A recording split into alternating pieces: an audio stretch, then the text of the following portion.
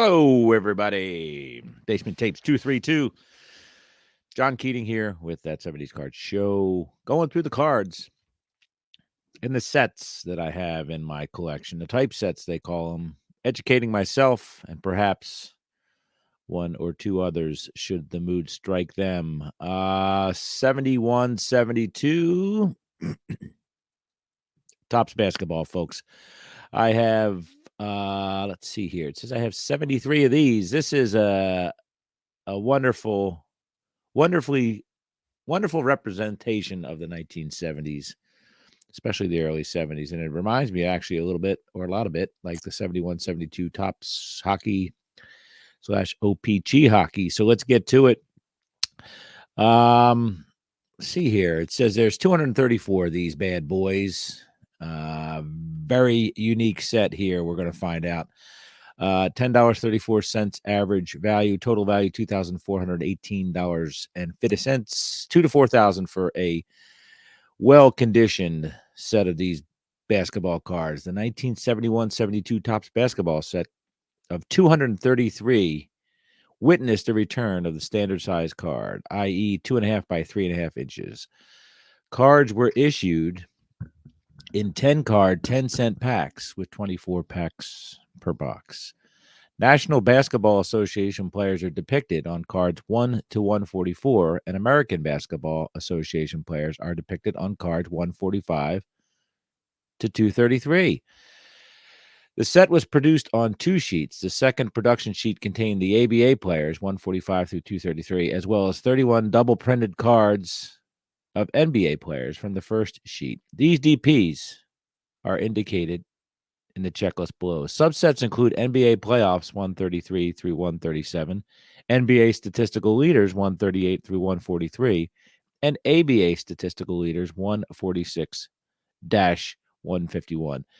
The key rookie cards in this set are Nate Archibald, Rick Barry, Larry Brown, Dave Cowan, Spencer Haywood, Dan Issel, Bob Lanier. You tried chasing him up and down the court. Rudy Tomjanovich and Doug Hamo. So 36 rookie cards. Let's look at the top 3 here. Lettuce. Let's see. Lou Alcindor, of course, the big gun here, followed by Wilt Chamberlain. He was the Big Dipper out of Overbrook High School class of 1955. And then we have a bunch of players here in the third slot, including the Big O, Oscar Robertson, Spencer Haywood, Pete Maravich, and Rick Barry. Let's get over to TCDB. Look at the rebound leaders there with Wilt Chamberlain and Elvin Hayes and Lou Alcindor. Tell me that card doesn't get your knickers all bunched up. Wow. Anyway, yes, it does have a sort of groovy vibe to it, but we thoroughly enjoy that. Now, look at this. This is chock full of teams, ABA and NBA. Atlanta Hawks, Baltimore Bullets, Boston Celtics, Buffalo Braves, Carolina Cougars. Be careful of those Cougars down there. Chicago Bulls, Cincinnati Royals, Cleveland Cavaliers, Denver Rockets, Detroit Pistons, Florida Floridians, the Houston Rockets, Indiana Pacers, Kentucky Colonels, Los Angeles Lakers, Memphis Pros, Milwaukee Bucks, New York Knicks, New York Nets, Philadelphia 76ers, Phoenix Suns, Pittsburgh Condors, Portland Trailblazers, the San Diego Rockets, San Francisco Warriors, the Seattle Supersonics, the Texas Chaparrals, the Utah Stars, and the Virginia Squires. So they're all there, folks. Wonderful, wonderful team names and a very lively era of professional basketball. Errors.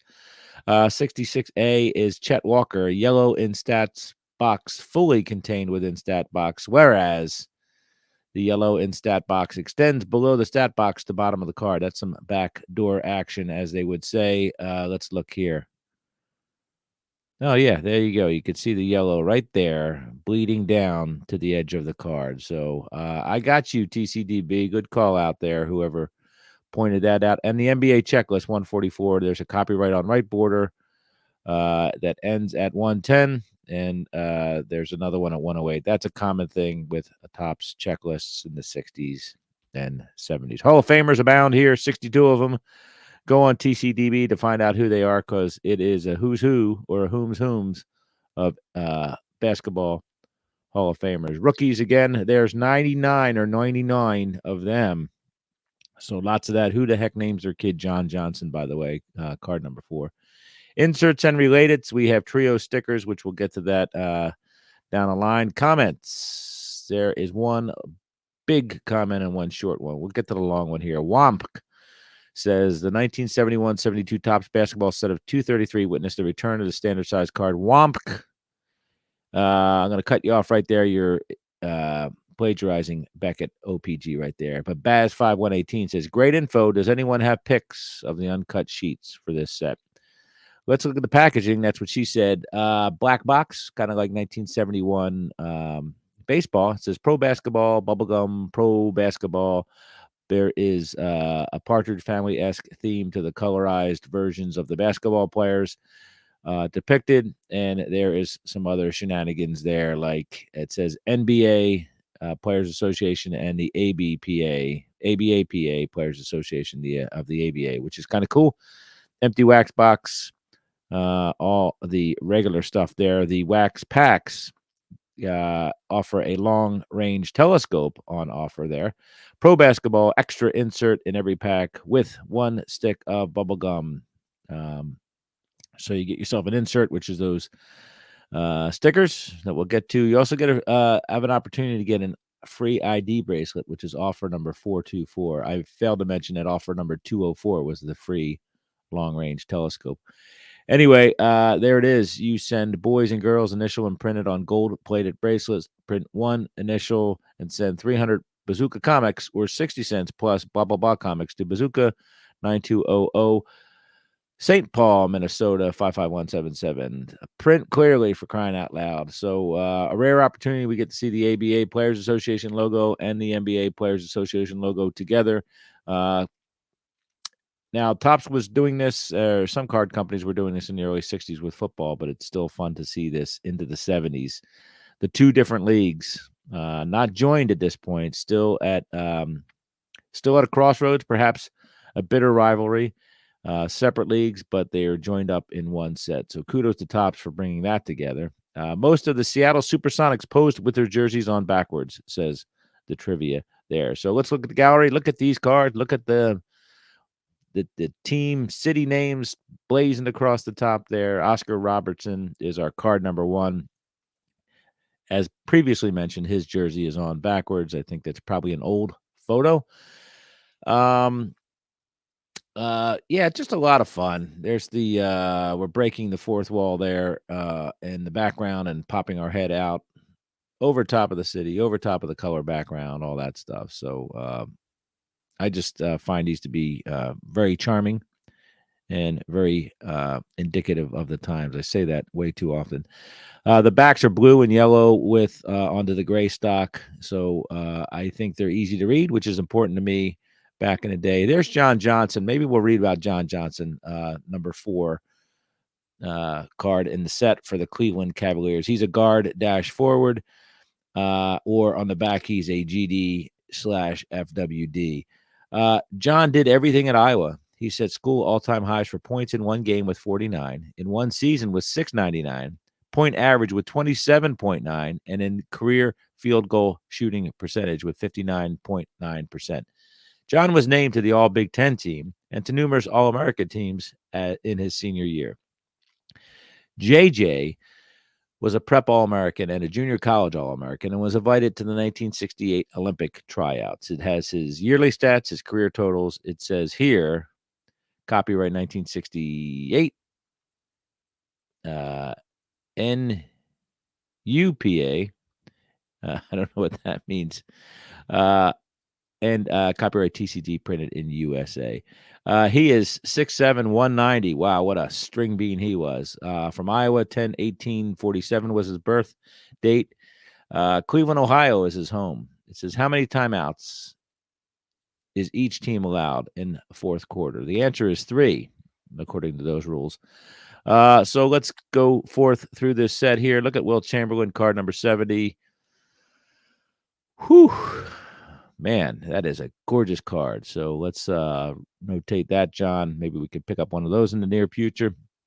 Gus Johnson, Dave Bing, Billy Cunningham, If you like basketball history, this is probably a wonderful time and a wonderful set to try to start collecting. There's Matty Gukas. He's from Philadelphia, PA, regardless of what the back of the card says. Don Nelson from Boston. I don't know what is going on with his uniform, but he is, wow, what a sex pot. Number 19 on the roster, but number 114 in our set. So let's get on to some of this ABA stuff. There's the leader cards there. Rick Barry, Darryl Carrier, and Billy Keller. And, of course, there's Larry Brown with the Rockets. He's got 3 lazy eyes, it looks like, right there. The Denver Rockets, folks. Again, we have a Canadian Football League situation where we had the Denver Rockets and the Houston Rockets. Anyway, here are some of the ABA players. Les Hunter with the Colonels, as Cockroach would say on Hogan's Heroes. Moving on down, we have the Pittsburgh Condors. Skeeter Swift, 169. Skeeter Swift. If you're into freaky deek cards, Skeeter Swift might be your guy because there's all sorts of stuff happening there. Looks like he's cruising the truck stop for some lot lizards. That's what I think of when I see the Skeeter Swift card from the Condors. Rick Barry, red, white, and blue with the New Jersey, New York Nets, whatever they were, Long Island Nets, Piscataway Nets. Indiana, Billy Keller, Pacers.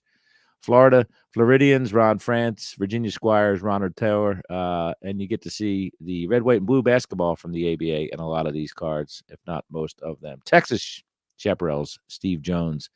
Memphis Pros, I'm not sure when they would be the TAMs, whether it was prior to or post 71, 72, but Gerald Govan is a representative there. Ron Boone, Utah Stars, just be fun to knock this set out. So maybe I'll make that a priority. George Stone, he's a string bean as well, 6'7", 195 with the Utah Stars. Memphis, again, Craig Raymond, not sure. Again, that might be another Make-A-Wish Foundation type thing because I don't quite see the ability in his eyes or his mustache.